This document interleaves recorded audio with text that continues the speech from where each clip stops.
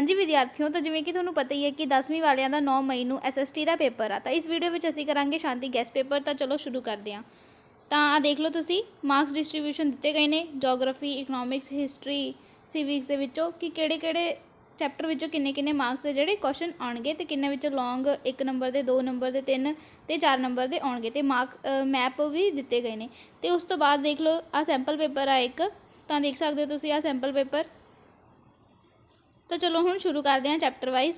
तो पहला आ गया जोग्राफी 1 मार्क्स वाले क्वेश्चन। तो चैप्टर हैगा वा 7th पॉपूलेशन। तो फर्स्ट क्वेश्चन देखो की आ, what is the rank of India in the world from the population point of view. तो India rank second in the world after China in the view of population. तो population सब तो वध India की हैगी आ चाइना तो बाद। तो इंडिया रैंक सैकेंड मतलब इंडिया की जी रैंक हैगी आ सैकेंड हैगी आ पॉपूलेशन के व्यू पॉइंट तो उस तो बाद सैकेंड क्वेश्चन आ गया, how many states have the population of more than 5 crore. तो कितनी स्टेट्स ने जिहदी पॉपूलेशन 5 करोड़ तो वध आ। तो there are 10 states of India in which population is more than 5 crore. तो इंडिया विच कितनी स्टेट्स ने 10 स्टेट्स हैगियां ने जिंदे विच पॉपूलेशन जिहड़ी हैगी आ 5 करोड़ तो वध हैगी आ। उस तो बाद देखो third question, what is the name of the state with the highest and lowest population. तो किहड़ी स्टेट्स दे विच सब तो हाई तो सब तो घट जिहड़ी पॉपूलेशन आ। तो उत्तर प्रदेश दे विच सब तो ज़्यादा पॉपूलेशन आ, तो सिक्किम विच सब तो घट पॉपूलेशन आ। तो फोर्थ क्वेश्चन देखो, what was the population of Punjab in the year 2011 and what is the rank of Punjab from the population point of view. तो जिहड़ी पॉपूलेशन आ पंजाब की 2011 के मुताबिक की आ अते इहदा रैंक की आ पॉपूलेशन के पॉइंट ऑफ व्यू ते नालों।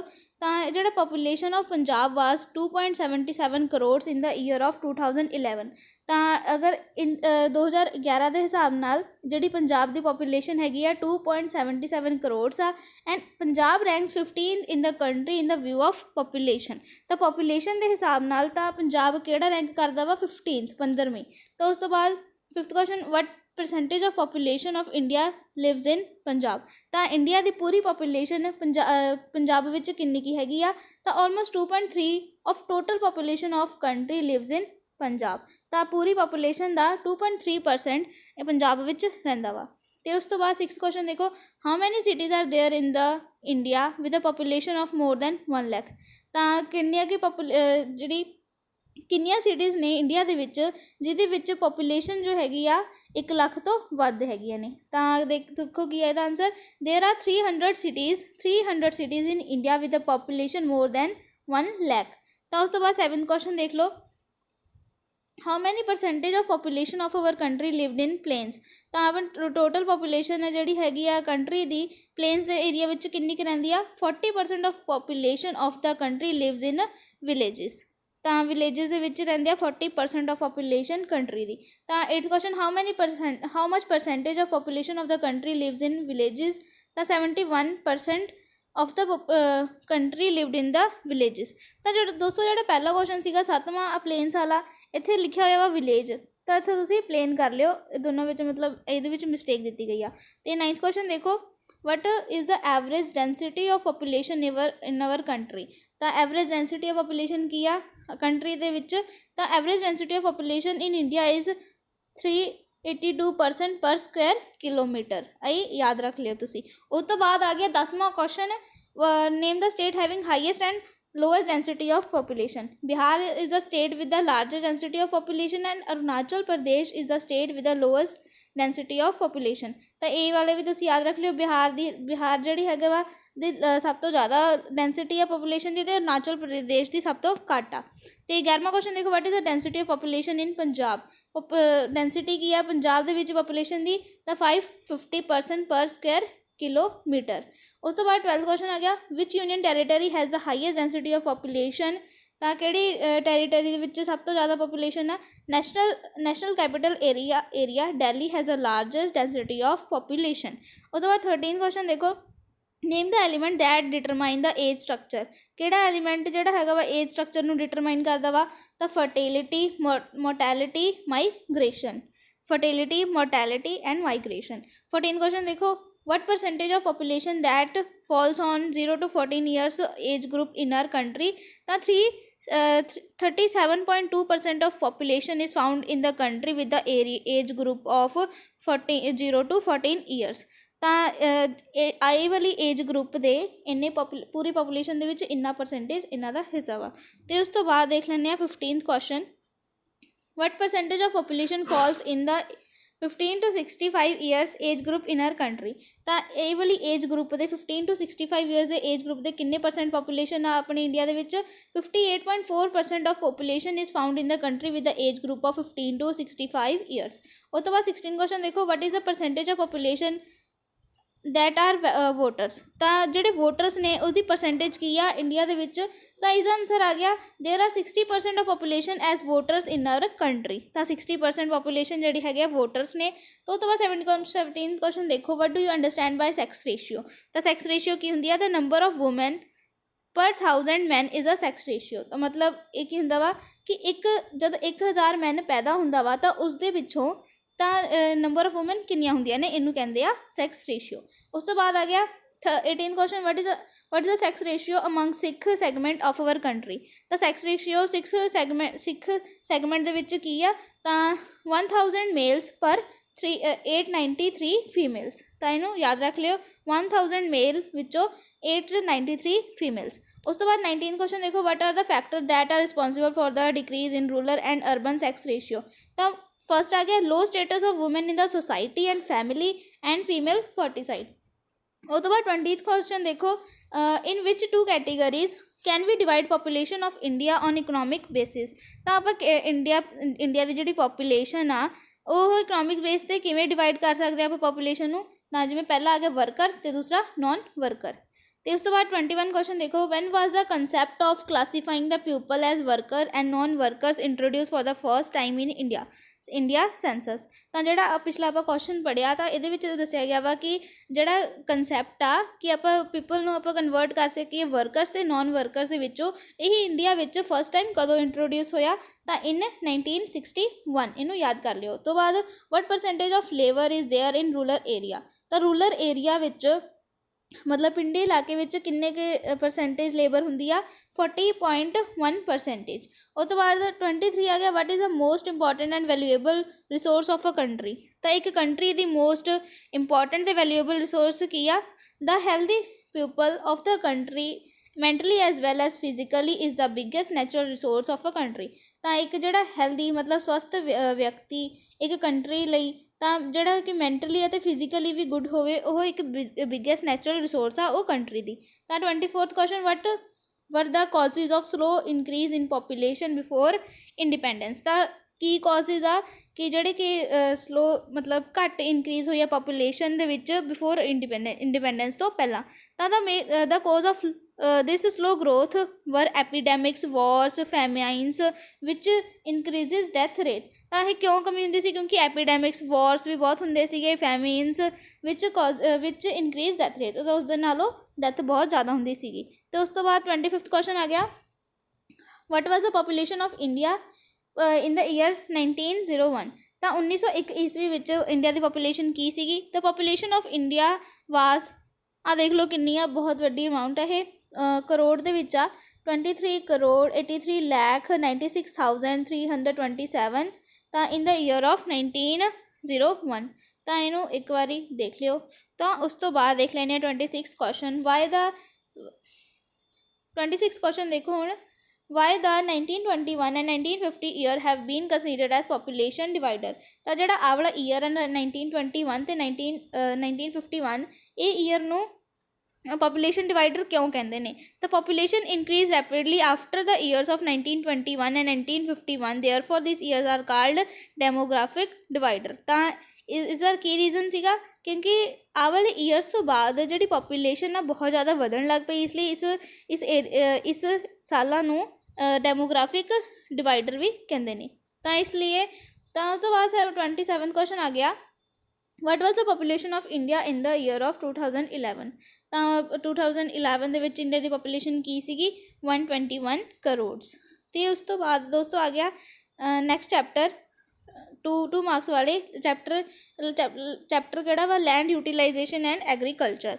ਤਾਂ ਉਸ ਤੋਂ ਬਾਅਦ ਪਹਿਲਾ ਕੁਐਸਚਨ ਦੇਖੋ ਕੀ ਆ, what is the agriculture called the basic main stay of economic system. तो आ देखो इस answer, agriculture is the basis of Indian economy. Agriculture contributes only 33.7 of national production, still it is important. तो जी agriculture आ वो basis आ Indian economy की। Agriculture सिर्फ 33.7 contribute करता वा national production दे विच, पर फिर भी ये बहुत ज़्यादा इंपॉर्टेंट आ। उस तो बाद देखो इसका फर्स्ट पॉइंट की दिता गया वा, 2/3 of our population get livelihood from agriculture. तो जोड़ा अपना 2/3 पॉपूलेशन आ उन्होंने लिवलीहुड मिलती है एग्रीकल्चर तो। उस तो बाद सैकेंड है वा agriculture sector provides employment to 2/3 labours of the country. तो जोड़ा एग्रीकल्चर सैक्टर आ वो इंपलॉयमेंट प्रोवाइड करता वा अपनी 2/3 मतलब जिमें 2/3 पॉपूलेशन नू लेबर प्रोवाइड करता वा एग्रीकल्चर। तो उस तो बाद थर्ड आ गया most of the industries get raw material from agriculture.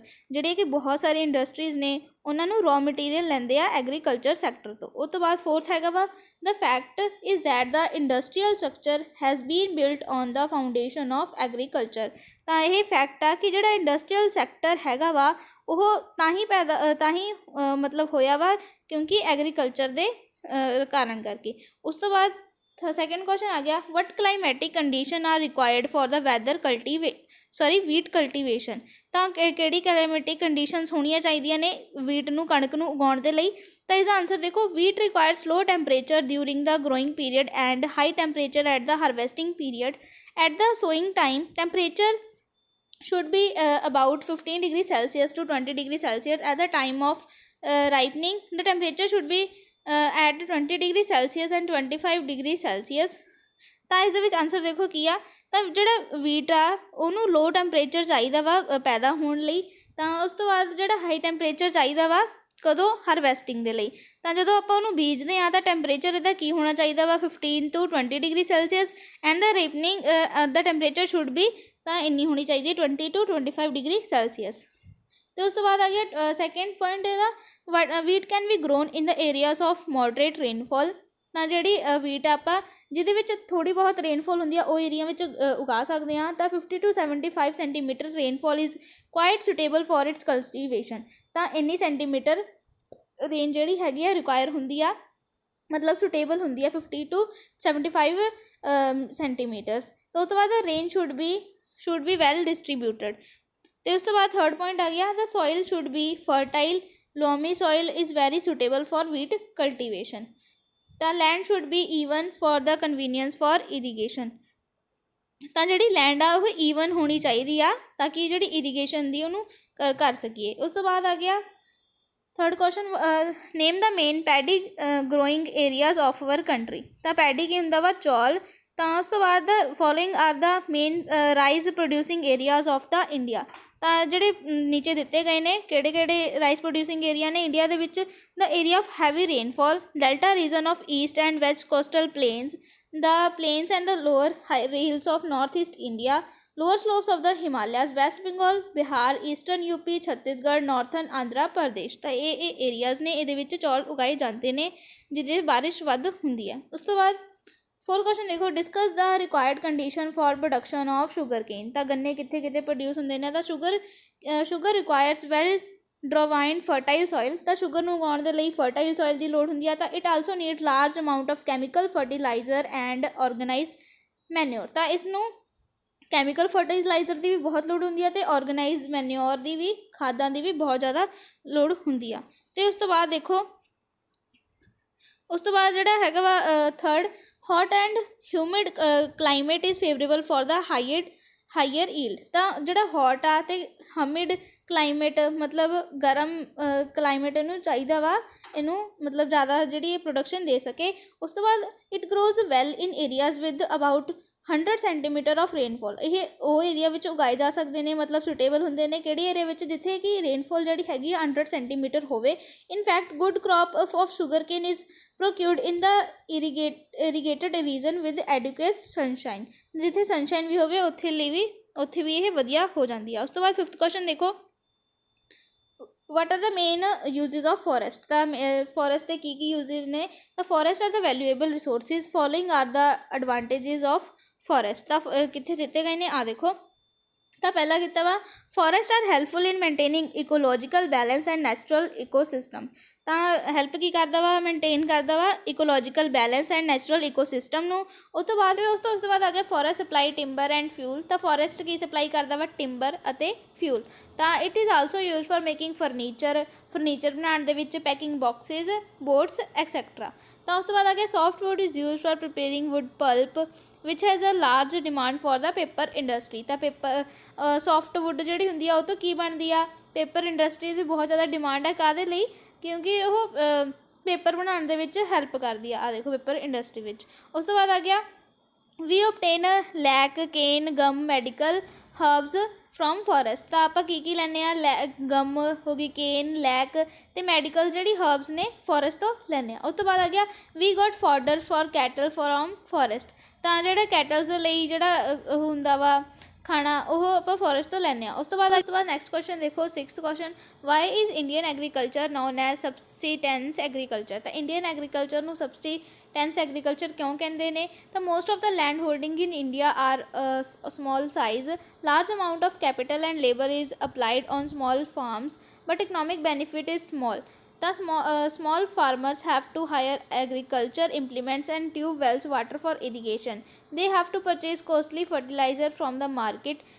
It result in small net saving, but Indian agriculture is called subsistence agriculture। ਤਾਂ ਮੋਸਟ ਆਫ ਦ ਜਿਹੜੀ ਲੈਂਡ ਹੋਲਡਿੰਗਸ ਨੇ ਇੰਡੀਆ ਵਿੱਚ ਸਮਾਲ ਸਾਈਜ਼ ਦੀਆਂ ਨੇ। ਤਾਂ ਲਾਰਜ ਨੰਬਰ ਆਫ ਕੈਪੀਟਲ ਜਿਹੜੀ ਲੱਗਦੀ ਆ, ਇਹਨੂੰ ਸਮਾਲ ਫਾਰਮਸ ਦੇ ਵਿੱਚ ਬਹੁਤ ਜ਼ਿਆਦਾ ਅਮਾਊਂਟ ਜਿਹੜੀ ਕੈਪੀਟਲ ਲੱਗਦੀ ਹੁੰਦੀ ਆ। ਬਟ ਜਿਹੜੀ ਇਕਨੋਮਿਕਸ ਬੈਨੀਫਿਟ ਨੇ, ਪਰ ਇਹਦੇ ਬਾਅਦ ਬੈਨੀਫਿਟ ਜਿਹੜੀ ਹੈਗੇ ਬਹੁਤ ਜ਼ਿਆਦਾ ਘੱਟ ਮਿਲਦਾ ਵਾ। ਤਾਂ ਜਿਹੜੇ ਸਮਾਲ ਫਾਰਮਰਸ ਨੇ ਉਹਨਾਂ ਨੂੰ ਐਗਰੀਕਲਚਰ ਇੰਪਲੀਮੈਂਟਸ ਅਤੇ ਟਿਊਬਵੈਲਸ ਲਈ ਮਤਲਬ ਯੂਜ਼ ਕਰਨਾ ਪੈਂਦਾ ਵਾ, ਜਿਵੇਂ ਕਿ ਟਿਊਬਵੈਲਸ ਇਰੀਗੇਸ਼ਨ ਲਈ, ਅਤੇ ਐਗਰੀਕਲਚਰ ਇੰਪਲੀਮੈਂਟ ਵੀ ਯੂਜ਼ ਕਰਨਾ ਪੈਂਦਾ ਵਾ। They have to purchase costly fertiliser, ਇਹਨਾਂ ਨੂੰ ਮਹਿੰਗੇ ਫਰਟੀਲਾਈਜ਼ਰਸ ਵੀ ਖਰੀਦਣਾ ਪੈਂਦਾ ਵਾ ਮਾਰਕੀਟ ਦੇ ਵਿੱਚੋਂ। ਤਾਂ ਇਸ ਦੇ ਬਾਵਜੂਦ ਵੀ ਇਹਨਾਂ ਨੂੰ ਜਿਹੜੀ ਹੈਗੀ ਆ ਨੈੱਟ ਸੇਵਿੰਗਸ ਜਿਹੜੀ ਹੁੰਦੀ ਆ ਬਹੁਤ ਜ਼ਿਆਦਾ ਘੱਟ ਹੁੰਦੀ ਆ। ਅਤੇ Indian agriculture is called the subsistence agriculture, ਇਸ ਲਈ ਇੰਡੀਅਨ ਐਗਰੀਕਲਚਰ ਨੂੰ ਸਬਸਿਸਟੈਂਸ ਐਗਰੀਕਲਚਰ ਕਹਿੰਦੇ ਨੇ। ਉਸ ਤੋਂ ਬਾਅਦ 7th ਕੁਐਸਚਨ ਆ ਗਿਆ, explain the efforts made for the development of animal wealth. ਤਾਂ ਕਿਹੜੀ ਐਫਰਟਸ ਨੇ ਜਿਹੜੇ ਕਿ ਹੋਈਆਂ ਨੇ ਡਿਵੈਲਪਮੈਂਟ ਕਰਨ ਦੇ ਲਈ, ਐਨੀਮਲ ਵੈਲਥ ਦੇ ਲਈ। ਤਾਂ ਇਸਦਾ ਆਨਸਰ ਦੇਖ ਲੈਂਦੇ ਹਾਂ। Many attempts have been made by central government and state government for the development of livestock farming in India। ਤਾਂ ਬਹੁਤ ਸਾਰੇ ਜਿਹੜੇ ਅਟੈਂਪਟਸ ਹੋਏ ਨੇ ਸੈਂਟਰਲ ਗੌਰਮੈਂਟ ਅਤੇ ਸਟੇਟ ਗੌਰਮੈਂਟ ਦੁਆਰਾ ਕਾਹਦੀ ਡਿਵੈਲਪਮੈਂਟ ਦੇ ਲਈ, ਲਿਵਸਟੌਕ ਫਾਰਮਿੰਗ ਇੰਡੀਆ ਦੇ ਵਿੱਚ। ਤਾਂ ਇਸ ਦੇ ਵਿੱਚ special attempts have been made to improve their breed, to protect them from different disease, to control their disease and provide market facilities. At least one veterinary hospital has been started in each block. At village level, the health center for livestock has been opened. In 1992-1933, such health centers were more than 22,000. Besides this, 26 cattle injection center in public and private sector had been opened। ਤਾਂ ਇਹਦੇ ਕਿਹੜੀਆਂ efforts ਹੋਈਆਂ ਨੇ? ਤਾਂ ਬਹੁਤ ਸਾਰੀ efforts ਹੋਈਆਂ ਨੇ central ਅਤੇ ਸਟੇਟ ਗੌਰਮੈਂਟ ਦੁਆਰਾ ਲਿਵਸਟੌਕ ਫਾਰਮਿੰਗ ਦੇ ਲਈ। ਤਾਂ special attempt have been made for improve there ਬਰੀਡਸ। ਤਾਂ ਸਪੈਸ਼ਲ ਅਟੈਂਪਟਸ ਕਾਹਦੇ ਲਈ ਕੀ ਹੋਈਆਂ ਨੇ? ਇੰਪਰੂਵ ਕਰਨ ਦੇ ਲਈ, ਜਿਵੇਂ ਇਹਨਾਂ ਦੀ ਬਰੀਡ ਨੂੰ, ਤਾਂ ਇਹਨਾਂ ਨੂੰ ਪ੍ਰੋਟੈਕਟ ਕਰਨ ਲਈ, ਡਿਫਰੈਂਟ ਡਿਸੀਜ਼ ਤੋਂ ਪ੍ਰੋਟੈਕਟ ਕਰਨ ਲਈ। Least 1 veterinary hospital has been started in each. ਤਾਂ ਹਰੇਕ ਬਲਾਕ ਵਿੱਚ ਘੱਟੋ ਘੱਟ 1 ਵੈਟੀਨਰੀ ਹਸਪੀਟਲ ਤਾਂ ਹੈਗਾ ਹੀ ਹੈਗਾ ਵਾ। ਵਿਲੇਜ ਲੈਵਲ ਦੇ ਵਿੱਚ ਹੈਲਥ ਸੈਂਟਰ ਵੀ ਹੈਗੇ ਨੇ, ਅਤੇ ਬਹੁਤ ਸਾਰੇ ਓਪਨ ਵੀ ਹੋਏ ਨੇ। ਅਤੇ 1992 ਤੋਂ 1933 ਦੇ ਵਿੱਚ ਹੈਲਥ ਸੈਂਟਰ ਜਿਹੜੇ 22,000 ਤੋਂ ਮੋਰ ਦੈਨ 22,000 ਤੋਂ ਵੀ ਜ਼ਿਆਦਾ ਓਪਨਸ ਹੋਈਆਂ ਨੇ। ਬਿਸਾਈਡ ਦਿਸ, ਅਤੇ ਇਸ ਤੋਂ ਬਾਅਦ ਵੀ ਜਿਹੜੇ 26 ਕੈਟਲ ਇੰਜੈਕਸ਼ਨ ਸੈਂਟਰਸ ਵੀ ਅਤੇ ਪਬਲਿਕ ਅਤੇ ਪ੍ਰਾਈਵੇਟ ਸੈਕਟਰ ਵੀ ਦੁਆਰਾ ਵੀ ਜਿਹੜੀਆਂ ਹੈਗੀਆਂ ਨੇ ਓਪਨ ਹੋਈਆਂ ਨੇ। ਤਾਂ ਉਸ ਤੋਂ ਬਾਅਦ ਦੱਸ ਦਈਏ 8ਵਾਂ ਕੁਐਸਚਨ ਆ ਗਿਆ, why some people call green revolution as a wheat revolution. ਤਾਂ ਜਿਹੜੇ ਕਈ ਲੋਕ ਹੈਗੇ ਨੇ ਗ੍ਰੀਨ ਰੈਵੋਲਿਊਸ਼ਨ ਨੂੰ ਵੀਟ ਰੈਵੋਲਿਊਸ਼ਨ ਕਿਉਂ ਕਹਿੰਦੇ ਨੇ? ਤਾਂ total production of wheat in 1960 to 1961 was 1,10,00,000 lakh tons, but due to green revolution it increased 5 times in 1993 to 1994. Due to this enormous increase in wheat production, sometimes it is called the wheat revolution। ਤਾਂ ਇਹਨੂੰ ਕਿਉਂ ਕਹਿੰਦੇ ਨੇ? ਕਿਉਂਕਿ ਇਹਦੇ ਵਿੱਚ 1960 ਤੋਂ 1961 ਤੱਕ ਜਿਹੜੀ ਵੀਟ ਦੀ ਪ੍ਰੋਡਕਸ਼ਨ ਸੀਗੀ 1,10,00,000 ਟਨ ਸੀਗੀ। ਪਰ ਜਦੋਂ ਗ੍ਰੀਨ ਰੈਵੋਲਿਊਸ਼ਨ ਆਇਆ ਤਾਂ ਇਹ 5 ਟਾਈਮ ਵੱਧ ਹੋ ਗਈ 1993 ਤੋਂ 1994 ਤੋਂ। ਤਾਂ ਇਸੇ ਜਿਹੜਾ ਇਨਕਰੀਜ਼ ਹੋਇਆ ਵਾ ਵੀਟ ਪ੍ਰੋਡਕਸ਼ਨ ਦੇ ਵਿੱਚ, ਇਸੇ ਲਈ ਇਹਨੂੰ ਵੀਟ ਰੈਵੋਲੂਸ਼ਨ ਵੀ ਕਹਿੰਦੇ ਨੇ। ਉਸ ਤੋਂ ਬਾਅਦ ਆ ਗਿਆ 9th question, what are the reasons for that are responsible for increase in land use under non agriculture purpose। ਤਾਂ ਜਿਹੜੇ ਕਈ ਰੀਜ਼ਨ ਨੇ ਜਿਹੜੇ ਕਿ ਰਿਸਪੋਂਸੀਬਲ ਨੇ ਕਾਹਦੇ ਲਈ, ਜਿਹੜੀ ਕਿ ਇਨਕਰੀਜ਼ ਹੋਈ ਹੈ ਲੈਂਡ ਵਿੱਚ, ਤਾਂ ਜਿਹੜੀ ਨੋਨ ਐਗਰੀਕਲਚਰ ਪਰਪਸ ਲਈ ਯੂਜ਼ ਹੋਈ ਹੈ। ਕੀ ਰੀਜ਼ਨ ਨੇ ਇਹਦੇ, ਤਾਂ ਦੇਰ R 2 reason for increasing use of land under non agriculture purpose, growing population and economic development. ਜਿਵੇਂ ਇਕਨੋਮਿਕ ਡਿਵੈਲਪਮੈਂਟ ਹੋਈ ਆ, ਆਪਣੀ ਪੋਪੂਲੇਸ਼ਨ ਜਿਹੜੀ ਵੱਧ ਹੋ ਰਹੀ ਆ, ਤਾਂ ਇਸ ਕਰਕੇ ਵੀ ਜਿਹੜੀ ਆਪਣੀ ਲੈਂਡ ਹੈਗੀ ਆ ਉਹ ਕਾਹਦੇ ਲਈ ਯੂਜ਼ ਹੁੰਦੀ ਹੈ, ਨੋਨ ਐਗਰੀਕਲਚਰ ਪਰਪਸਿਸ ਲਈ। ਤਾਂ urban and rural areas are increasing in size due to growing population. ਤਾਂ ਜਿਹੜੀ ਅਰਬਨ ਅਤੇ ਰੂਰਲ ਏਰੀਆ ਵੀ ਕਾਹਦੇ ਨਾਲ ਵੱਧ ਗਈ ਆ, ਕਿਉਂਕਿ ਜਿਹੜੀ ਪਾਪੂਲੇਸ਼ਨ ਆ ਉਹ ਬਹੁਤ ਜ਼ਿਆਦਾ ਵੱਧ ਰਹੀ ਹੈ। Due to increase in economic development, large area is being use for canals, road, industries and irrigation projects.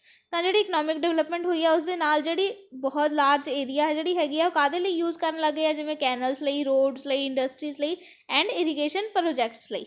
ਉਸ ਤੋਂ ਬਾਅਦ ਆ ਗਿਆ 10th ਕੁਐਸਚਨ, ਦੇਖ ਲਓ, write in brief about the importance of forest. ਤਾਂ ਇੰਪੋਰਟੈਂਸ ਕੀ ਨੇ ਫੋਰੈਸਟ ਦੇ, ਤਾਂ ਇਸ ਦੇ ਵਿੱਚ forest are important in our daily life in the following ways. ਤਾਂ ਇਹਦੇ ਦੇਖ ਲਓ ਕੀ ਇੰਪੋਰਟੈਂਟ ਹੈ, this maintain ecological balance, trees absorb carbon dioxide and control the increase in temperature. ਤਾਂ ਜਿਹੜੇ ਟਰੀਜ਼ ਨੇ ਕਾਰਬਨ ਡਾਈਆਕਸਾਈਡ ਨੂੰ ਲੈਂਦੇ ਨੇ ਅਤੇ ਇਹ ਕੰਟਰੋਲ ਕੀ ਕਰਦੇ ਨੇ, ਜਿਹੜਾ ਇਨਕਰੀਜ਼ ਹੁੰਦਾ ਵਾ ਟੈਂਪਰੇਚਰ ਦੇ ਵਿੱਚ ਉਹਨੂੰ ਵੀ ਕੰਟਰੋਲ ਕਰਦੇ ਨੇ। ਥਰਡ ਆ ਗਿਆ, forest are the home of wild animals, these protect them. ਤਾਂ ਜਿਹੜੇ ਫੋਰੈਸਟਸ ਨੇ ਉਹ ਵਾਈਲਡ ਐਨੀਮਲਸ ਦੇ ਲਈ ਘਰ ਨੇ ਅਤੇ ਇਹ ਉਹਨਾਂ ਨੂੰ ਪ੍ਰੋਟੈਕਟ ਕਰਦੇ ਨੇ। ਉਸ ਤੋਂ ਬਾਅਦ 4th ਆ ਗਿਆ, forest increase the rainfall and drought do not occur. ਤਾਂ ਫੋਰੈਸਟ ਦੇ ਨਾਲ ਜਿਹੜੀ ਰੇਨਫੋਲ ਵੀ ਹੈਗੀ ਆ ਬਹੁਤ ਜ਼ਿਆਦਾ ਇਨਕਰੀਜ਼ ਹੁੰਦੀ ਆ ਅਤੇ ਇਹ ਡਰਾਊਟਸ ਮਤਲਬ ਸੋਕੇ ਨੂੰ ਵੀ ਹੋਣ ਤੋਂ ਬਚਾਉਂਦੀ ਆ। ਅਤੇ forest preserve water resource and control flood in area. ਤਾਂ ਜਿਹੜੇ ਫੋਰੈਸਟ ਨੇ ਉਹ ਵਾਟਰ ਵੀ ਪ੍ਰੀਜ਼ਰਵ ਕਰਨ ਵਿੱਚ ਹੈਲਪ ਕਰਦੇ ਨੇ, ਮਤਲਬ ਵਾਟਰ ਰਿਸੋਰਸਿਸ ਨੂੰ ਵੀ ਪ੍ਰੀਜ਼ਰਵ ਕਰਨ ਵਿੱਚ ਹੈਲਪ ਕਰਦੇ ਨੇ ਅਤੇ ਇਹ ਫਲੱਡ ਨੂੰ ਵੀ ਕੰਟਰੋਲ ਕਰਦੇ ਨੇ। ਉਸ ਤੋਂ ਬਾਅਦ ਆ ਗਿਆ 11th ਕੁਐਸਚਨ, ਦੇਖੋ, what effect incurred after independence on the requirement of food grains per head।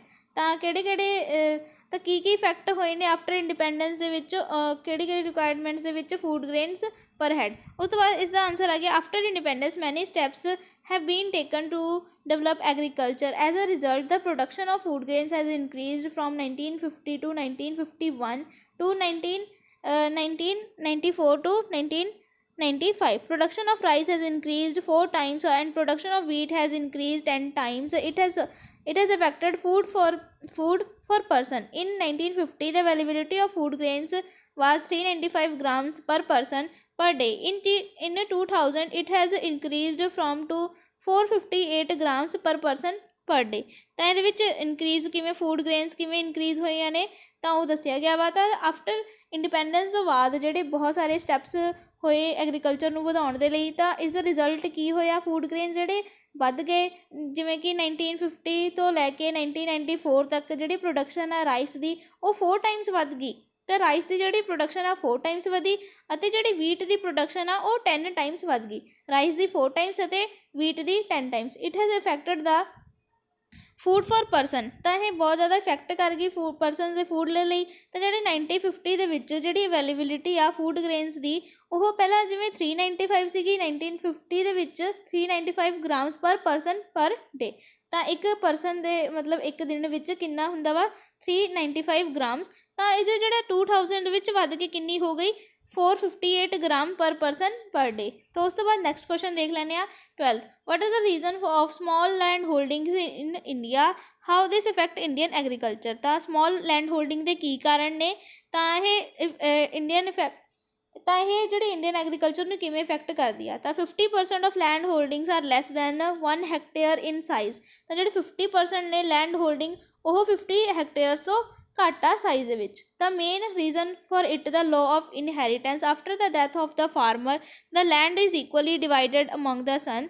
Therefore, the size of the land holding is small due to increased pressure of population on land. Due to small holding of farmer cannot use machinery and advanced method for irrigation. As a result, he has to hire water and machinery.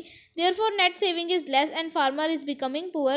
Day by day. ਤਾਂ ਇਹ ਇਸ ਦਾ reason ਕੀ ਆ small land holdings ਆ, ਤਾਂ the main reason for it is a law of inheritance. ਤਾਂ ਜਿਹੜੇ ਪੂਰਵਜ ਨੇ ਮਤਲਬ ਅੱਗੇ ਅੱਗੇ ਜਿਹੜੀ ਮਤਲਬ ਪਾਪੂਲੇਸ਼ਨ ਵਧੀ ਜਾ ਰਹੀ ਆ, ਮਤਲਬ ਜਿਵੇਂ ਇੱਕ ਪਿਤਾ ਵਾ, ਜਿਵੇਂ ਉਹਦਾ ਮੁੰਡਾ ਹੋ ਜਾਂਦਾ ਵਾ, ਜਿਵੇਂ ਕਿ after the death of a father, ਤਾਂ ਜਿਵੇਂ ਡੈਥ ਹੋ ਜਾਂਦੀ ਆ ਫਾਦਰ ਦੀ, ਤਾਂ ਜਿਹੜੇ ਲੈਂਡ ਹੁੰਦੇ ਨੇ ਉਹ ਜਿਹੜੇ ਉਹਨਾਂ ਦੇ ਪੁੱਤਰਾਂ ਦੇ ਵਿੱਚ ਇਕੁਅਲੀ ਵੰਡਿਆ ਜਾਂਦਾ ਵਾ। ਤਾਂ there is a size of therefore the size of land holding is small due to increasing pressure of population of land। ਤਾਂ ਜਿਵੇਂ ਇੱਕ ਫਾਦਰ ਦੀ ਡੈਥ ਹੋ ਗਈ ਤਾਂ ਉਹਦੀ ਜਿਹੜੀ ਲੈਂਡ ਹੈਗੀ ਆ ਬੱਚਿਆਂ ਦੇ ਵਿੱਚ ਵੰਡ ਦਿੱਤੀ ਜਾਂਦੀ ਆ, ਤਾਂ ਅੱਗੇ ਉਹਨਾਂ ਦੇ ਵੀ ਤਾਂ ਬੱਚੇ ਹੁੰਦੇ ਨੇ ਅਤੇ ਉਹਨਾਂ ਨੂੰ ਵੀ ਵੰਡਿਆ ਜਾਂਦਾ ਵਾ, ਇਸ ਲਈ ਜਿਹੜੀ ਲੈਂਡ ਹੋਲਡਿੰਗ ਆ ਉਹ ਘੱਟੀ ਜਾਂਦੀ ਆ ਜਿਵੇਂ ਜਿਵੇਂ ਪਾਪੂਲੇਸ਼ਨ ਵੱਧ ਰਹੀ ਆ। ਤਾਂ due to small land holding farmer cannot use machinery and advance method of irrigation. ਤਾਂ ਜਿਵੇਂ ਜਿਵੇਂ ਛੋਟੀ ਛੋਟੀ ਮਤਲਬ ਹੋਲਡਿੰਗ ਜਿਹੜੀ ਹੈਗੀ ਆ ਲੈਂਡ ਦੀ, ਜਿਵੇਂ ਜਿਵੇਂ ਛੋਟੀ ਹੁੰਦੀ ਜਾ ਰਹੀ ਆ, ਫਾਰਮਰ ਉਹਦੇ ਵਿੱਚ ਮਸ਼ੀਨਰੀ ਅਤੇ ਐਡਵਾਂਸ ਟੈਕਨੀਕਸ ਜਿਹੜੀ ਹੈਗੇ ਆ ਮੈਥਡਸ ਇਰੀਗੇਸ਼ਨ ਦੇ ਉਹ ਯੂਜ਼ ਨਹੀਂ ਕਰ ਸਕਦਾ, ਕਿਉਂਕਿ ਉਹਨਾਂ ਵਿੱਚ ਖਰਚਾ ਜਿਹੜਾ ਹੈਗਾ ਬਹੁਤ ਜ਼ਿਆਦਾ ਲੱਗਦਾ ਵਾ, ਅਤੇ ਜ਼ਮੀਨ ਜਿਹੜੀ ਹੈਗੀ ਆ ਬਹੁਤ ਜ਼ਿਆਦਾ ਘੱਟ ਆ, ਅਤੇ ਉਹਦੇ ਵਿੱਚ ਨੈਟ ਸੇਵਿੰਗ ਇਸ ਲਈ ਬਹੁਤ ਜ਼ਿਆਦਾ ਨਹੀਂ ਹੋ ਪਾਉਂਦੀ। ਇਸ ਲਈ therefore net saving is less and farmer is becoming, ਇਸ ਲਈ ਜਿਹੜਾ ਫਾਰਮਰ ਆ ਉਹ ਦਿਨੋਂ ਦਿਨ ਗਰੀਬ ਹੋਈ ਜਾ ਰਿਹਾ ਵਾ। ਉਸ ਤੋਂ ਬਾਅਦ 13 ਕੁਐਸਚਨ ਆ ਗਿਆ, ਨੇਮ ਦਾ ਮੇਨ ਪੈਡੀ ਪ੍ਰੋਡਿਊਸਿੰਗ ਸਟੇਟਸ। ਤਾਂ ਚੌਲ ਬਣਾਉਣ ਵਾਲੇ ਸਟੇਟਸ ਕਿਹੜੇ ਕਿਹੜੇ ਨੇ? ਤਾਂ West Bengal R the largest rice producing state of the India with the production of 1.39 crore ton in 2000 to 2001। Other main producer area as UP, Andhra Pradesh, Tamil Nadu, Bihar, Punjab, Odisha, each state produce more than 60 lakh tons of rice। Beside this, MP, Assam, Karnataka, Maharashtra, Haryana are the other state producer of rice। ਤਾਂ ਸਭ ਤੋਂ ਪਹਿਲਾਂ ਹੈਗਾ West Bengal ਹੈਗਾ, ਜਿਹਦੇ ਵਿੱਚ ਕਿੰਨੀ production ਹੁੰਦੀ ਹੈ 1.39 ਕਰੋੜ ਟਨ। ਕਿਹੜੇ ਈਅਰ ਦੇ ਵਿੱਚ ਹੋਈ ਸੀ ਇਹ? 2000 ਅਤੇ 2001 ਦੇ ਵਿੱਚ। ਤਾਂ ਜਿਹੜੇ ਅਦਰ ਸਟੇਟ ਨੇ ਉਹਨਾਂ ਦਾ ਸਿੰਪਲ ਦੱਸਤਾ ਵਾ, ਜਿਵੇਂ ਯੂਪੀ, ਆਂਧਰਾ ਪ੍ਰਦੇਸ਼, ਤਾਮਿਲਨਾਡੂ, ਬਿਹਾਰ, ਪੰਜਾਬ, ਉੜੀਸਾ। ਤਾਂ ਜਿਹੜੇ ਇਹ ਵਾਲੇ ਸਟੇਟਸ ਨੇ ਘੱਟੋ ਘੱਟ ਇਹ 60 ਲੱਖ ਟਨ ਤੋਂ ਵੀ ਵੱਧ ਜਿਵੇਂ ਰਾਈਸ ਆ ਪ੍ਰੋਡਿਊਸ ਕਰਦੇ ਨੇ। ਤਾਂ ਇਸ ਤੋਂ ਇਲਾਵਾ ਜਿਵੇਂ MP, ਮੱਧ ਪ੍ਰਦੇਸ਼, ਕਰਨਾਟਕਾ, ਮਹਾਰਾਸ਼ਟਰ, ਹਰਿਆਣਾ, ਇਹਨਾਂ ਵਿੱਚ ਵੀ ਚੌਲ ਜਿਹੜੇ ਉਗਦੇ ਨੇ। ਉਸ ਤੋਂ ਬਾਅਦ 14 ਕੁਐਸਚਨ ਆ ਗਿਆ, what are the causes of high per hectare yield wheat in Punjab. ਤਾਂ ਕਿਹੜੇ ਕਾਜ਼ਿਜ਼ ਨੇ ਜਿਹਦੇ ਨਾਲ ਮਤਲਬ ਵੀਟ ਇਨਕਰੀਜ਼ ਹੋਈ ਹੈ ਪੰਜਾਬ ਦੇ ਵਿੱਚ, ਕੀ ਰੀਜ਼ਨ ਹੈ ਇਹਦਾ? ਤਾਂ Punjab is the second largest producer of wheat in India. Punjab ranks first in yield per hectare and its contribution toward national store of wheat is due to. ਤਾਂ ਇਸਦਾ ਕੀ ਰੀਜ਼ਨ ਹੈ? Wheat is cultivated on a large scale in Punjab because it commercial crop in Punjab. ਤਾਂ ਇਹ ਕਿਉਂ ਆ? ਕਿਉਂਕਿ ਬਹੁਤ ਜ਼ਿਆਦਾ ਲਾਰਜ ਸਕੇਲ 'ਤੇ ਉਗਾਈ ਜਾਂਦੀ ਆ, ਅਤੇ ਕਿਉਂਕਿ ਇਹ ਕਮਰਸ਼ੀਅਲ ਕਰੋਪ ਹੈਗੀ ਹੈ ਪੰਜਾਬ ਦੇ ਵਿੱਚ। ਤਾਂ better irrigation facilities R available. ਤਾਂ ਇਹਦੇ ਸਿੰਚਾਈ ਦੇ ਸਾਧਨ ਵੀ ਬਹੁਤ ਸਾਰੇ ਫੈਸਿਲਿਟੀਜ਼ ਨੇ ਇਹਦੇ ਇੱਥੇ। ਤਾਂ ਦਾ yield per hectare is high. ਤਾਂ ਜਿਹੜਾ ਈਲਡ ਪਰ ਹੈਕਟੇਅਰ ਆ ਮਤਲਬ ਜਿਹੜੀ ਉਪਜਾਈ ਹੁੰਦੀ ਆ ਇੱਥੇ ਵੀ ਬਹੁਤ ਜ਼ਿਆਦਾ ਵੱਧ ਹੁੰਦੀ ਆ। ਤਾਂ yield per hectare has increase due to mechanized agriculture. ਤਾਂ ਜਿਹੜੀ ਪਰ ਹੈਕਟੇਅਰ ਵੀ ਵੱਧ ਹੋਈ ਆ ਮੈਕਨਾਈਜ਼ਡ ਐਗਰੀਕਲਚਰ ਦੁਆਰਾ। ਅਤੇ ਉਹਦੇ ਬਾਅਦ 15 ਕੁਐਸਚਨ ਆ ਗਿਆ, what are the main causes of decrease in area under pulses cultivation. ਤਾਂ ਕੀ ਕਾਰਨ ਆ ਜਿਹੜੀ ਕਿ ਜਿਵੇਂ ਏਰੀਆ ਦੇ ਵਿੱਚ ਡਿਕਰੀਜ਼ ਹੋਇਆ ਵਾ ਅੰਡਰ ਪਲਸ ਕਲਟੀਵੇਸ਼ਨ ਦੀ ਜਿਹੜੀ ਏਰੀਆ ਹੈਗੀ ਆ ਕਿਉਂ ਡਿਕਰੀਜ਼ ਹੋਈ ਹੈ, ਕੀ ਕਾਰਨ ਨੇ ਇਹਦੇ? The area under cultivation of pulses, ਜਿਵੇਂ ਦਾਲਾਂ ਨੇ ਉਹ ਕਿਉਂ ਘੱਟ ਹੋਈ ਆ? ਤਾਂ the areas under cultivation of pulses and oil seed is small because pulses are grown on the area of 2.3 crore hectares। ਤਾਂ there is absence of irrigation, ਇੱਥੇ ਮਤਲਬ ਇਰੀਗੇਸ਼ਨ ਸਿੰਚਾਈ ਦੇ ਸਾਧਨ ਵੀ ਨਹੀਂ ਹੈਗੇ। ਦਾ ਈਲਡ ਪਰ ਹੈਕਟੇਅਰ ਇਜ਼ ਲੋ, ਅਤੇ yield per hectare ਵੀ ਇਹਨਾਂ ਦੀ ਲੋ ਹੁੰਦੀ ਆ। ਗ੍ਰੀਨ ਰੈਵੋਲਿਊਸ਼ਨ ਹੈਜ਼ ਨੋਟ ਫੈਕਟਰਡ, ਜਿਹੜਾ ਗ੍ਰੀਨ ਰੈਵੋਲਿਊਸ਼ਨ ਹੋਇਆ ਵਾ ਇਹਨਾਂ ਦੇ ਵਿੱਚ ਇਸਦਾ ਕੋਈ ਫਰਕ ਨਹੀਂ ਆਇਆ ਦਾਲਾਂ ਦੇ ਵਿੱਚ। The rate of growth of the population is more than the rate of production of this crops. ਤਾਂ ਜਿਵੇਂ ਪਾਪੂਲੇਸ਼ਨ ਆ, ਜਿਵੇਂ ਪਾਪੂਲੇਸ਼ਨ ਜਿੰਨੀ ਮਾਤਰਾ ਵਿੱਚ ਵੱਧ ਰਹੀ ਆ ਉਨੀ ਮਾਤਰਾ ਵਿੱਚ ਜਿਹੜੀ ਆਹ ਵਾਲੀ ਕ੍ਰੋਪਸ ਨੇ, ਦਾਲਾਂ ਦੀਆਂ ਕ੍ਰੋਪਸ ਨੇ, ਉਹਨਾਂ ਵਿੱਚ ਇੰਨਾ ਵਾਧਾ ਨਹੀਂ ਹੋਇਆ ਵਾ, ਇਸ ਲਈ ਇਹ ਰੀਜ਼ਨ ਆ ਇਹਨਾਂ ਦਾ। ਤਾਂ ਉਸ ਤੋਂ ਬਾਅਦ 16 ਕੁਐਸਚਨ ਆ ਗਿਆ, write down the benefits of dairy industry. ਤਾਂ ਡੇਅਰੀ ਇੰਡਸਟਰੀ ਦੇ ਕੀ ਬੈਨੀਫਿਟਸ ਨੇ? ਤਾਂ dairy farming includes rearing of cattle to get milk and milk products. It is a part of agriculture, it has a following advantages. ਤਾਂ ਇਹਦੇ ਕੀ advantages ਨੇ? It provide employment to drought areas. ਤਾਂ ਇਹ ਜਿਹੜੀ employment provide ਕਰਦੇ ਨੇ drought areas ਨੂੰ। ਤੇ ਉਸ ਤੋਂ ਬਾਅਦ ਸੈਕਿੰਡ ਦੇਖ ਲਓ ਕੀ ਆ, it provide additional income to farmer. ਤਾਂ ਇਹ ਫਾਰਮਰ ਨੂੰ ਵੀ ਐਡੀਸ਼ਨਲ ਇਨਕਮ ਦਾ ਵੀ ਇਹ ਪ੍ਰੋਵਾਈਡ ਕਰਦੇ ਨੇ। It provide nutrients in diet by increasing the production of milk. ਤਾਂ ਇਹ ਪ੍ਰੋਵਾਈਡ ਕੀ ਕਰਦੇ ਆ, ਨਿਊਟਰੀਐਂਟਸ ਡਾਈਟ ਦੇ ਵਿੱਚ ਬਾਈ ਪ੍ਰੋਡਕਸ਼ਨ ਆਫ ਮਿਲਕ। ਉਸ ਤੋਂ ਬਾਅਦ ਆ ਗਿਆ 17th question, the production of pulses and oil seed is still low. ਤਾਂ ਉਹੀ ਵਾਲਾ ਕੁਐਸਚਨ ਆ ਗਿਆ, ਜਿਹੜੇ ਪਲਸਿਸ ਨੇ ਤੇ ਆਇਲ ਸੀਡਸ ਨੇ ਜਿਵੇਂ ਦਾਲਾਂ ਤੇ ਆਇਲ ਸੀਡਸ ਉਹ ਕਿਉਂ ਘੱਟ ਨੇ, ਕਿਉਂਕਿ low production of pulses. The production of pulses in 1.3 crore ton in 1960 to 1961. It was 1.4 crore ton in 1993-1994. ਉਸ ਤੋਂ ਬਾਅਦ unfortunately the yield per pulses per person has reduced to 1/2. This is due to the decrease in area under pulses. Much area has been brought under the cultivation of rice and wheat. These have been decreased at 34 lakh hectares under pulses during the last 30 years. Low production of oilseed. The position of oilseed is also opposite to that of pulses. There has been increase in area under oilseed as well as production of oilseed. In 1960 to 1961, area under oilseed was 1.4 crore hectares. It increased to 2.23 crore hectare in 2001. The production increased growth of population is making the problem more severe.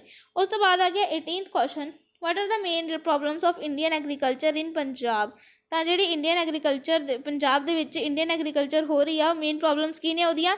ਤਾਂ the following are the agriculture problems in Punjab. ਦਾ ਪਹਿਲੀ ਕੀ ਆ, there is a great soil erosion because of area under forest and pasture is small. ਤਾਂ ਜਿਹੜੀ soil ਇਰੋਜ਼ਨ ਜਿਵੇਂ ਮਿੱਟੀ ਮਿੱਟੀ ਬਹੁਤ ਜ਼ਿਆਦਾ ਪੱਧਰ ਤੋਂ ਹਟ ਰਹੀ ਹੈ, ਕਿਉਂਕਿ ਇੱਥੇ ਜਿਹੜੇ ਦਰਖਤ ਨੇ ਉਹ ਵੀ ਘੱਟ ਨੇ ਤੇ ਬਹੁਤ ਜ਼ਿਆਦਾ ਘੱਟ ਨੇ ਦਰਖਤ ਇੱਥੇ। ਤਾਂ most of the soil are saline. ਤਾਂ ਜਿਹੜੇ ਬਹੁਤ ਜ਼ਿਆਦਾ ਜਿਹੜੀ ਮਿੱਟੀ ਹੈਗੀ ਹੈ ਸਲਾਈਨ ਆ। More than 1 lakh hectares is affected by this only in Firozpur district. ਤਾਂ ਇਹ ਜਿਹੜੀ ਮੋਸਟ ਆ ਸੋਇਲ ਸਲਾਈਨ ਆ ਅਤੇ more than 1 lakh hectares affected by this. ਅਤੇ ਜਿਹੜੀ 1 lakh hectare ਤੋਂ ਵੱਧ ਜਿਹੜੀ ਹੈਗੀ ਆ ਉਹ ਕਿਹਦੇ ਨਾਲ ਇਫੈਕਟ ਹੋਈ ਆ? ਸਿਰਫ ਫਿਰੋਜ਼ਪੁਰ ਡਿਸਟ੍ਰਿਕਟ ਤੋਂ। ਉਸ ਤੋਂ ਬਾਅਦ ਆ ਗਿਆ ਥਰਡ ਆ ਗਿਆ, cultivated land is decreasing due to increasing use of land for non agriculture purposes. ਤਾਂ ਜਿਹੜੇ ਕਲਟੀਵੇਟਡ ਲੈਂਡ ਨੇ ਉਹ ਡਿਕਰੀਜ਼ ਹੋ ਰਹੇ ਨੇ, ਕਿਉਂਕਿ ਕਿਉਂ ਡਿਕਰੀਜ਼ ਹੋਏ ਨੇ? ਕਿਉਂਕਿ ਜਿਹੜੀ ਨੋਨ ਐਗਰੀਕਲਚਰ ਪਰਪਸ ਲਈ ਲੈਂਡ ਜਿਹੜੀ ਆ ਵੱਧ ਚੁੱਕੀ ਆ, ਇਸ ਲਈ ਕਲਟੀਵੇਟਡ ਲੈਂਡ ਦੀ ਇਹ ਘੱਟ ਚੁੱਕੀ ਆ। ਉਸ ਤੋਂ ਬਾਅਦ size of the land holding is small, uneconomic and there is a small net saving because the farmer have to hire and costly machinery and costly fertilizer. The size of land holding is small, ਕਿਉਂਕਿ ਜਿਹੜੀ size ਹੈਗੀ ਹੈ land holding is ਸਮॉल ਆ, ਅਤੇ ਅਨਇਕਨੋਮਿਕ and there is a small net, ਕਿਉਂਕਿ ਇਹਨਾਂ ਦੀ ਜਿਹੜੀ net saving ਆ ਉਹ ਵੀ ਬਹੁਤ ਘੱਟ ਆ, ਅਤੇ ਜਿਹੜੇ ਫਾਰਮਰਸ ਨੂੰ ਆਹ ਕੋਸਟਲੀ ਮਸ਼ੀਨਰੀ ਅਤੇ ਕੋਸਟਲੀ ਫਰਟੀਲਾਈਜ਼ਰ ਲੈਣੇ ਪੈਂਦੇ ਨੇ। ਉਸ ਤੋਂ ਬਾਅਦ most of the farmers are illiterate and they are unable to practise crop rotation. ਅਤੇ ਜਿਹੜੇ ਜ਼ਿਆਦਾ ਤੋਂ ਜ਼ਿਆਦਾ ਜ਼ਿਆਦਾਤਰ ਜਿਹੜੇ ਫਾਰਮਰਸ ਹੁੰਦੇ ਨੇ ਉਹ ਅਨਪੜ੍ਹ ਮਤਲਬ ਇਲਿਟਰੇਟ ਹੁੰਦੇ ਨੇ, ਅਤੇ ਉਹ ਕ੍ਰੋਪ ਰੋਟੇਸ਼ਨ ਨੂੰ ਵੀ ਨਹੀਂ ਪ੍ਰੈਕਟਿਸ ਕਰ ਪਾਉਂਦੇ। ਉਸ ਤੋਂ ਬਾਅਦ 19th ਕੁਐਸਚਨ ਆ ਗਿਆ, explain the changes that have occurred rapidly in the diversification of crop rotation after green revolution. ਤਾਂ ਐਕਸਪਲੇਨ ਦੇ ਜਿਹੜੇ ਕਿਹੜੀ ਚੇਂਜਸ ਹੋਈਆਂ ਨੇ ਜੋ ਕਿ ਬਹੁਤ ਜ਼ਿਆਦਾ ਵੱਧ ਗਈਆਂ ਨੇ ਆਫਟਰ ਗ੍ਰੀਨ ਰੈਵੋਲਿਊਸ਼ਨ ਤੋਂ ਬਾਅਦ। ਤਾਂ ਜਿਹੜੀ rapid changes have taken in crop rotation after green revolution, this is due to the increase in productivity in areas affected by green revolution. Agriculture productivity has decreased in the traditional rice producing areas of east. Besides this, the agriculture development in green revolution affected areas has become stagnant. To meet these problems, the farmer have to adapt new system of crop rotation in different areas. For example, Punjab has adopted wheat rice rotation, and UP has taken to wheat sugarcane crop rotation. ਉਸ ਤੋਂ ਬਾਅਦ 20th question ਆ ਗਿਆ, what are the indications that Indian agriculture is advancing toward commercial agriculture, leaving behind the subsistence type of agriculture. The subsistence farming means the raising of crops for the local consumption according to needs of the farmer and his family. In commercial farming, the surplus is sold in the market. ਤਾਂ subsistence farming ਕੀ ਹੁੰਦੀ ਆ? Subsistence farming means ਜਿਹੜੀ raising crop for the local consumption according to needs of the farmer and his family. ਤੇ ਉਸ ਤੋਂ ਬਾਅਦ ਆ ਗਿਆ, factors have been responsible for transferring Indian agriculture from subsistence to commercial farming. तो इसके किहड़े-किहड़े factors ने। उस तो बाद आ देखो, the government has pass legislative measure to abolish zamindari system. Chakbandi has consolidated scattered land holding of the farmer to make it economic size. Cooperative movement has helped the farmer to collectively tackle their problems of credit and marketing. National Bank provide loan to farmers on relatively easy terms. Agriculture Price Commission fixes the minimum support prices for various crops. The farmer are not compelled to sell their products at low prices. ਤਾਂ ਇਹ ਜਿਹੜੀ practice ਨੇ ਹੋਈਆਂ ਨੇ government ਦੁਆਰਾ। ਉਸ ਤੋਂ ਬਾਅਦ ਆ ਗਿਆ what efforts have been made by the government of India for the development of agriculture। ਤਾਂ ਕਿਹੜੀ efforts ਹੋਈਆਂ ਨੇ ਗੌਰਮੈਂਟ ਦੁਆਰਾ ਐਗਰੀਕਲਚਰ ਦੇ ਵਿੱਚ। ਤਾਂ consolidation, the government under the 5-year plan have consolidated the small holding into big blocks in order to mechanize the agriculture। ਤਾਂ ਜਿਹੜੇ ਗੌਰਮੈਂਟ ਨੇ 5-year plan ਦੇ ਵਿੱਚ ਉਹਨਾਂ ਵਿੱਚ ਜਿਹੜੇ small holdings ਨੇ ਉਹਨਾਂ ਨੂੰ big block ਵਿੱਚ ਕਨਵਰਟ ਕਰਨ ਦਾ ਉਹ ਕੀਤਾ ਵਾ। ਅਤੇ ਉਸ ਤੋਂ ਬਾਅਦ supply of quality seeds, ਤਾਂ ਉਹਨਾਂ ਨੂੰ ਕੁਆਲਿਟੀ ਸੀਡਸ ਵੀ ਸਪਲਾਈ ਕਰਤਾ ਵਾ ਉਹਨਾਂ ਨੇ। ਤਾਂ government has undertaken to supply the seeds of good quality to the farmer so that agriculture output is increase. ਉਹ ਤੋਂ ਬਾਅਦ ਆ ਕੇ 22 question, what are the main features of green revolution. Green revolution ਦਾ ਮੇਨ ਫੀਚਰਸ ਕੀ ਨੇ। The green revolution encourages mechanized agriculture and it is increase the total production. Ploughing, planting the seeds and harvesting is done by machines. Fertilizer and better seeds are used। ਉਹ ਤੋਂ ਬਾਅਦ 23 question ਆ ਗਿਆ, which items are included in agriculture side। ਤਾਂ ਇਸਦਾ answer ਦੇਖੋ ਕੀ ਹੈ। Agriculture includes livestock farming, fisheries, forestry, sericulture have been having poultry farming etc। ਉਸ ਤੋਂ ਬਾਅਦ 24th ਕੁਐਸਚਨ ਦੇਖੋ, what is the difference between the milch cattle and working load animals। ਤਾਂ difference ਕੀ ਹੈ ਮਿਲਚ ਕੈਟਲ ਦੇ ਵਿੱਚੋਂ ਅਤੇ ਇੱਥੇ ਮਿਲਚ ਹੈਗਾ ਵਾ, ਹਾਂ ਮਿਲਚ ਹੀ ਹੈਗਾ ਵਾ। ਮਿਲਚ ਕੈਟਲ ਅਤੇ ਵਰਕਿੰਗ ਲੋਡ ਐਨੀਮਲਸ ਦੇ ਵਿੱਚੋਂ ਕੀ ਫਰਕ ਆ। ਤਾਂ cow and buffaloes are the milch cattles, this provide milk to us. ਤਾਂ ਜਿਹੜੇ ਕਾਓ ਅਤੇ ਬਫਲੇਜ਼ ਨੇ ਉਹ ਮਿਲਚ ਕੈਟਲ ਨੇ, ਅਤੇ ਕਿਉਂਕਿ ਇਹ ਪ੍ਰੋਵਾਈਡ ਕਰਦੇ ਨੇ ਸਾਨੂੰ ਮਿਲਕ। ਤਾਂ ਜਿਹੜੇ ਬੁਲਕਸ ਐਂਡ ਆਕਸਨ ਨੇ ਉਹ ਵਰਕਿੰਗ ਲੋਡ ਐਨੀਮਲਸ ਹੈ। This are helping in ploughing, sowing, harvesting and transportation of agriculture products। ਉਹ ਤੋਂ ਬਾਅਦ ਆ ਗਿਆ 25th, what is the difference between current fallow land and old fallow land। old fallow land ਅਤੇ current fallow land ਦੇ ਵਿੱਚ difference ਕੀ ਹੈ। the fallow lands are the marginal lands which are left free for only 1 year, crops are not grown। ਤਾਂ ਜਿਹੜੇ ਫੈਲੋ lands ਨੇ ਉਹ marginal lands ਹੁੰਦੇ ਨੇ ਜਿਹੜਾ ਕਿ ਉਹਨਾਂ ਨੂੰ ਫ੍ਰੀ ਰੱਖਿਆ ਜਾਂਦਾ ਵਾ 1 ਸਾਲ ਦੇ ਲਈ। ਤਾਂ ਜਿਹੜੇ ਇਸ ਵਿੱਚ ਕ੍ਰੋਪਸ ਨੇ ਜਿਹੜੀ ਨਹੀਂ ਉਗਾਈਆਂ ਜਾਂਦੀਆਂ, after 1 year these lands are again cultivated. 1 ਸਾਲ ਦੇ ਬਾਅਦ ਇਹ ਫਿਰ ਜਿਹੜੀ ਲੈਂਡ ਉਹਨੂੰ ਕਲਟੀਵੇਟ ਕੀਤਾ ਜਾਂਦਾ ਵਾ। It is called current fellow land, ਤਾਂ ਉਹਨੂੰ ਕਰੰਟ ਫੈਲੋ ਲੈਂਡ ਕਹਿੰਦੇ ਨੇ। ਉਸ ਤੋਂ ਬਾਅਦ remaining fallow land is called the old fallow land which is never cultivated. ਤਾਂ ਜਿਹੜਾ ਓਲਡ ਫੈਲੋ ਲੈਂਡ ਆ ਜਿਹੜਾ ਕਿ ਕਦੇ ਵੀ ਕਲਟੀਵੇਟ ਨਹੀਂ ਕੀਤਾ ਜਾਂਦਾ ਵਾ ਉਹਨੂੰ ਕੀ ਕਹਿੰਦੇ ਆ, ਓਲਡ ਫੈਲੋ ਲੈਂਡ।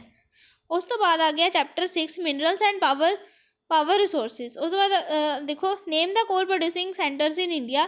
ਤਾਂ ਜਿਹੜੇ ਕੋਲ ਪ੍ਰੋਡਿਊਸਿੰਗ ਇੰਡੀਆ ਦੇ ਵਿੱਚ ਕਿਹੜੇ ਸੈਂਟਰਸ ਨੇ ਆ ਦੇਖੋ। 3/4 of the coal reserve are found in the Damodar valley, Raniganj, Jharia, Giridih, Bokaro, Karanpura are the major coal field in West Bengal, Jharkhand, Bihar states।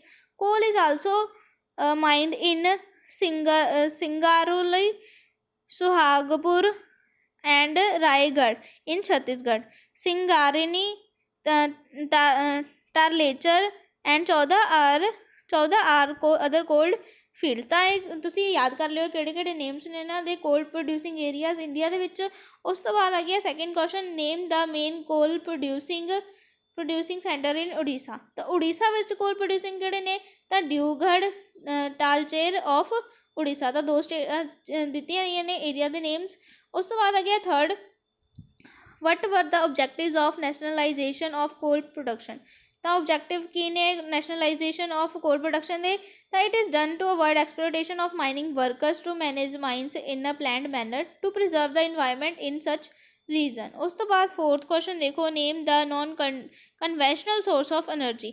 ਤਾਂ non conventional source of energy ਕਿਹੜੇ ਨੇ, solar power, wind power, tidal power, geothermal power, trees, urban waste, power from organic material.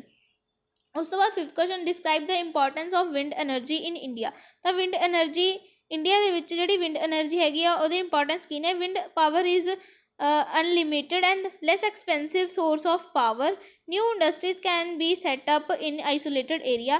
Irrigation in rural areas. Electricity is generated by windmills and is included in a grid system. ਉਸ ਤੋਂ ਬਾਅਦ 6th question ਦੇਖੋ, what is the role of Indian government in mining industry. ਤਾਂ mining industry ਵਿੱਚ Indian government ਦਾ ਕੀ role ਆ? ਤਾਂ government provide guidelines ਇਨ mining. ਜਿਹੜੀ government ਨੇ ਆ ਗਾਈਡਲਾਈਨਸ ਪ੍ਰੋਵਾਈਡ ਕੀਤੀ ਆ ਮਾਈਨਿੰਗ ਦੇ ਵਿੱਚ। ਤਾਂ laws are made according to mineral act 1957। Government provide licence and contracts for mining. Government takes steps for development of mining and changes the rules regarding old contracts। rules ਦੇ ਵਿੱਚ ਵੀ change ਕੀਤੇ ਨੇ government ਨੇ। ਉਸ ਤੋਂ ਬਾਅਦ 7th ਆ ਗਿਆ, from which districts of Madhya Pradesh is iron ore extracted। ਤਾਂ ਜਿਹੜੇ ਮੱਧ ਪ੍ਰਦੇਸ਼ ਵਿੱਚ ਕਿਹੜੀ ਸਟੇਟ ਆ ਜਿਹਦੇ ਵਿੱਚ ਆਇਰਨ ਐਕਸਟਰੈਕਟ ਕੀਤੀ ਗਈ ਆ? Iron ore. ਤਾਂ iron ore is mined in Jabalpur and Balaghat district. Modern techniques are used in by Bailadila mines. Iron ore is exported to Japan. ਉਸ ਤੋਂ ਬਾਅਦ 8th ਕੁਐਸਚਨ ਦੇਖੋ, ਨੇਮ ਆਲ ਦ industries associated with exploration, refination and regional distribution of oil। ਤਾਂ ਇਸਦਾ ਪਹਿਲਾ point ਹੈਗਾ oil and natural gas commission, oil India limited, Hindustan petroleum corporation, gas authority of India limited. ਤਾਂ 9th question ਹੈਗਾ, why is solar energy said to be further energy reserve. ਤਾਂ coal and oil are exhaustible sources of energy. This will not last long. On the other hand, solar power is an inexhaustible source of power. It provides unlimited power. When oil and coal will be exhausted, solar power will be used। ਤਾਂ ਜਿਹੜੀ solar energy ਆ ਉਹਨੂੰ future energy reserve ਕਿਉਂ ਕਿਹਾ ਜਾਂਦਾ ਵਾ? ਤਾਂ ਜਿਹੜੇ ਕੋਇਲ ਐਂਡ ਆਇਲ ਆ ਐਗਜ਼ਿਸਟੇਬਲ ਸੋਰਸ ਆਫ ਐਨਰਜੀ ਆ। ਤਾਂ ਐਗਜ਼ਿਸਟੇਬਲ ਮਤਲਬ ਕਿ ਇੱਕ ਨਾ ਇੱਕ ਦਿਨ ਇਹ ਖਤਮ ਹੋਈ ਜਾਣੀ ਆ, ਕਿਉਂਕਿ ਇਹਨੂੰ ਪੈਦਾ ਹੋਣ ਲਈ ਬਹੁਤ ਜ਼ਿਆਦਾ ਹਜ਼ਾਰਾਂ ਸਾਲ ਲੱਗਦੇ ਇਹਨੂੰ ਕੋਲ ਅਤੇ ਆਇਲ ਨੂੰ ਬਣਨ ਦੇ ਵਿੱਚ। ਦਿਸ will not last long. On the other hand, ਅਤੇ ਇਸ ਤੋਂ ਇਲਾਵਾ ਜਿਹੜੇ ਸੋਲਰ ਪਾਵਰ ਨੇ ਇਨ ਐਗਜ਼ਿਸਟੇਬਲ ਸੋਰਸ ਆਫ ਐਨਰਜੀ ਆ। ਅਤੇ ਜਿਹੜੀ ਸੋਲਰ ਪਾਵਰ ਨੇ ਇਹ ਕਦੇ ਵੀ ਮਤਲਬ ਖਤਮ ਨਹੀਂ ਹੋਏਗੀ ਸਾਡੇ ਤੋਂ। ਤਾਂ ਇਸ ਤੋਂ ਬਾਅਦ ਇਹ ਅਨਲਿਮਿਟਿਡ ਪਾਵਰ ਪ੍ਰੋਵਾਈਡ ਕਰਦੀ ਆ। ਅਤੇ ਜਦੋਂ ਆਇਲ ਅਤੇ ਕੋਲ ਜਿਹੜੀ ਹੈਗੀ ਆ ਐਗਜ਼ਿਸਟ ਹੋ ਜਾਏਗੀ ਤਾਂ ਜਿਹੜੇ ਸੋਲਰ ਪਾਵਰ ਨੇ ਉਹ ਯੂਜ਼ ਕੀਤੇ ਜਾਣਗੇ। ਉਸ ਤੋਂ ਬਾਅਦ 10th ਕੁਐਸਚਨ ਦੇਖੋ, what is the importance of natural gas in manure industry. ਤਾਂ ਨੈਚੁਰਲ ਗੈਸ ਦੀ ਕੀ ਇੰਪੋਰਟੈਂਸ ਹੈ ਮੈਨਿਓਰ ਇੰਡਸਟਰੀ ਦੇ ਵਿੱਚ? Natural gas is a raw material for fertilizer industry. It helps to increase agriculture production. It is transported to factories through pipe lines. 730 kilometer long HBJ gas pipelines provide natural gas to 6 fertilizer factories। ਉਸ ਤੋਂ ਬਾਅਦ ਦੇਖੋ 11th question, what are the main problems faced in the reasonable distribution of hydroelectric energy in India? ਤਾਂ the consumer center are situated away from the power generating centers. It become expensive to lay out grid system. Some part of electricity is lost on the way due to some fault in the grid system. Electricity supply is stopped। 12th question ਦੇਖੋ, describe in brief importance of mineral reserve in India। ਤਾਂ mineral reserve ਦੀ importance ਕੀ ਆ India ਦੇ ਵਿੱਚ? India is rich in mineral wealth. ਅਤੇ India is specially rich in iron ore, iron coal, basis of machines age। India has 1/4 reserve of the iron of the world। India has a rich reserve as well as good quality iron ore। ਤਾਂ India ਵਿੱਚ ਸਭ ਤੋਂ ਵੱਧ ਹੁੰਦੀ ਆ ਅਤੇ good quality ਦੀ ਵੀ ਆਇਰਨ ਹੁੰਦੀ ਆ। ਉਸ ਤੋਂ ਬਾਅਦ India has rich reserve of manganese which is useful for alloy wheel.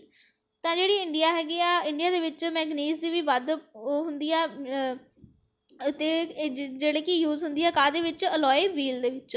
ਉਸ ਤੋਂ ਬਾਅਦ India has used reserve for ਕੋਲ। ਤਾਂ ਇੰਡੀਆ ਵਿੱਚ ਕੋਲ ਦੀ ਵੀ ਬਹੁਤ ਜ਼ਿਆਦਾ ਰਿਜ਼ਰਵ ਹੈਗੀ ਆ, but cooking coal reserve are low. But ਜਿਹੜੀ ਕੁਕਿੰਗ ਕੋਲ ਹੁੰਦੀ ਆ ਉਹ ਘੱਟ ਨੇ। Coal and iron ore are found in adjacent to each other which are make up the deficiency of cooking coal. ਤਾਂ limestone is widely found in India. Limestone ਵੀ ਬਹੁਤ ਜ਼ਿਆਦਾ ਪਾਈ ਜਾਂਦੀ ਆ। ਅਤੇ ਉਸ ਤੋਂ ਬਾਅਦ India is rich in bauxite and mica. उस तो बाद आ गया 13 question, describe the main iron ore producing centres of producing इतने प्रोड्यूसिंग करना वा सेंटर्स ऑफ इंडिया। उस तो बाद India has huge iron ore reserves, it is of good quality, namely hematite and magnetite iron ore. This has 60 to 70% of iron ore content, so it has a great demand in international market areas. Iron ore is found in many areas. India has iron ore reserve of 1757 crore tons. One half of the reserve are found in Singabam and Kyonjhar, Banai, Mayurbhanj. This is the largest iron ore belt on the world. It is also found in Bihar, Chhattisgarh, Andhra Pradesh, Tamil Nadu, and Karnataka states. 14th question देख लो तुसी, describe the efforts made in the field of exploration and refinement of oil in India after independence. Oil exploration has started to meet growing demand. Oil and natural gas was discovered in offshore regions of the Gujarat, the Gulf of Cambay. Oil was found in Bombay High at a distance of 115 kilometers from Mumbai coast. At present is the largest oil field in India. A mobile drilling platform Sagar Samrat from Japan is used to explore oil. India has extended this oil region. Now oil fields have been discovered in offshore regions of the deltas of Mahanadi, Godavari, Krishna, Kaveri. Now new oil reserve have been found in Assam. उसके बाद 15 question देखो, describe the development of electrification process in village after independence. ਤਾਂ development ਕਿਹਦੀ electrification process village ਦੇ ਵਿੱਚ independence ਤੋਂ ਬਾਅਦ। The special attention was paid to the rural electrification after independence. Schemes were launched jointly by state and electricity boards. More than 5 lakh villages were electrified till 2000. 98 lakh tube wells were installed. About 84% of the villages were electrified. In Punjab, all the villages have been electrified. To supply electricity in areas of scheduled caste and tribes, priority is being given. It will provide a multi-purpose development of the villages. तो उसके बाद 16 question देखो, right in detail about the power villages scheme. तो तुम इसका answer देख लियो, पढ़ लियो एक बार स्क्रीन रोक के। उसके बाद आ गया 17 question, write about a programme of smokeless chulhas being planned at the time at the national level. 18 question देखो, describe the solar energy as an inexhaustible source of energy, which parts of the country can make maximum utilization of solar energy. 19 question देखो, write a short note on progress made in generation of hydro electricity. उसके बाद 20th question है वा, describe about the peaceful utilisation of atomic energy in India, also write about the related international preserve due to this. 21 question, I describe the role of minerals in the national economy. उस तो बाद आगे 22 question, name the management producing states name the manganese producing state of the India. उस तो बाद आगे name the major bauxite producing centers, name the copper producing centers in India, what are the causes of non availability of minerals in Punjab। ते देख लो एक बार तुम screen रोक के। उस तो बाद आ गया जोग्राफी 4 मार्क्स वाले क्वेश्चन, तो natural vegetation wild life soil. तो उस तो बाद जो इतने सिर्फ क्वेश्चन दिते गए ने, आंसर नहीं दिते गए। तो ये पहला आ गया explain the classification of natural vegetation in India on various basis. Second question आ गया, how is the natural vegetation classified on the basis of geographical elements in the country. Third, describe the benefits of natural vegetation of to the country. Which element determines the texture of soil? Discuss the various types of characteristics of soil found in India. What is soil erosion? Why it is caused? What is its reasonable distribution? How it can be checked? ਤੇ ਦੋਸਤੋ ਹੁਣ start ਹੋ ਜਾਂਦੀ ਆ economics ਅਤੇ ਹੁਣ ਜਿਵੇਂ civics ਰਹਿ ਗਈ ਅਤੇ ਹਿਸਟਰੀ ਰਹਿ ਗਈ। ਅਤੇ ਹੁਣ ਅਸੀਂ ਨੈਕਸਟ ਪਾਰਟ ਵਿੱਚ ਤਿੰਨੋਂ ਕਵਰ ਕਰਨ ਦੀ ਕੋਸ਼ਿਸ਼ ਕਰਾਂਗੇ ਕਿ ਇਹ ਵੀਡੀਓ ਬਹੁਤ ਜ਼ਿਆਦਾ ਲੈਂਥੀ ਹੋ ਗਈ ਸੀ, ਤਾਂ ਇਸ ਲਈ ਸਾਡਾ ਜਿਹੜਾ ਸੈਕਿੰਡ ਪਾਰਟ ਜਿਹੜਾ ਆਊਗਾ, ਇਸ ਲਈ ਸਾਡੇ ਚੈਨਲ ਨੂੰ ਸਬਸਕ੍ਰਾਈਬ ਕਰ ਲਿਓ ਅਤੇ ਸਾਡਾ ਟੈਲੀਗ੍ਰਾਮ ਚੈਨਲ ਵੀ ਜੁਆਇਨ ਕਰ ਲਿਓ, ਜਿਸ ਦਾ ਲਿੰਕ ਤੁਹਾਨੂੰ ਡਿਸਕ੍ਰਿਪਸ਼ਨ ਵਿੱਚ ਮਿਲ ਜਾਏਗਾ। ਜੇ ਨਹੀਂ ਮਿਲਿਆ ਤਾਂ ਟੈਲੀਗ੍ਰਾਮ 'ਤੇ ਸਰਚ ਕਰ ਲਿਓ ਸਟੱਡੀ ਵਿਦ ਖੁਸ਼ਬੂ, ਅਸੀਂ ਉੱਥੇ ਵੀ ਵੀਡੀਓ ਦੇ ਲਿੰਕ ਪਾਉਂਦੇ ਰਹਿੰਦੇ ਹਾਂ।